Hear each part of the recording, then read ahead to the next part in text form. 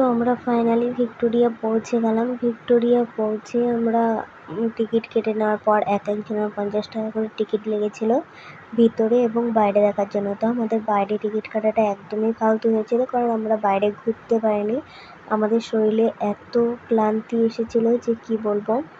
আমাদের সবারই প্রচণ্ড শরীর খারাপ করতে লেগেছিলো। আমার দিদির তো খুবই শরীর খারাপ করতে লেগেছিলো, আমার বড় দিদি। তো এদিকে ভিক্টোরিয়া পৌঁছে গেলাম। তো এদিকে আবার টিকিটের লাইন পড়েছে, যে চেকিং করে করে ঢোকাবে। তো আমাদের লাইনে দাঁড়ানোর মতো ক্ষমতা ছিল না।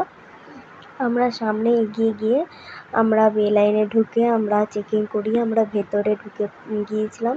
তো ভিতরে ঢুকে আমরা তো জিনিস মানে ভিক্টোরিয়ায় ভিতরে যে জিনিসগুলো রয়েছে, তো সেই জিনিসগুলো দেখতে লেগেছিলাম। তো দেখা তো আর শেষ হয় না। এবারে ফোনে আর কতটাই বা ভিডিও করে আনবো আর কতটাই বা ছাড়বো, তাই না? তো পুরোটাই ভিডিও করেছি, কিন্তু ছাড়া হয়ে উঠছে না।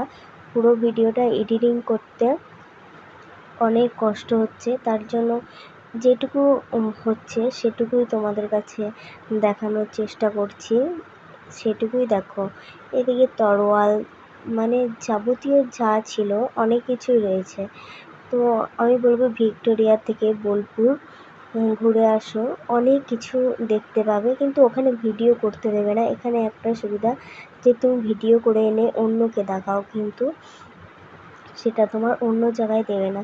এখানে মহাত্মা গান্ধীর ছবি, আরও অনেকের কিছু ছবি, কিছু লেখা, ক্যাপচার, তার জীবন কাহিনী অনেক কিছুই দিয়েছে।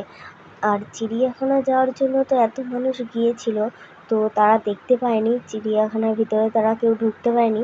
সেই কারণে ভিক্টোরিয়াতে আজ সবাই এসেছে দেখবার জন্য।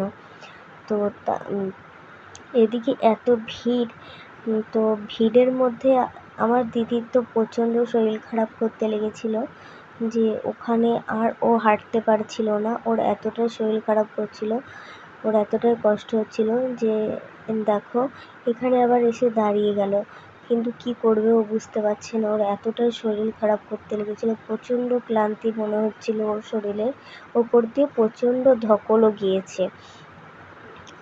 তো আমরা তো বাইরে বেরিয়ে চলে এলাম, কিন্তু আমরা বাইরে বসিনি। তারপরে ওই একটু তো খাবারের দোকানে গেলাম, জল খেলাম, বরফ জল।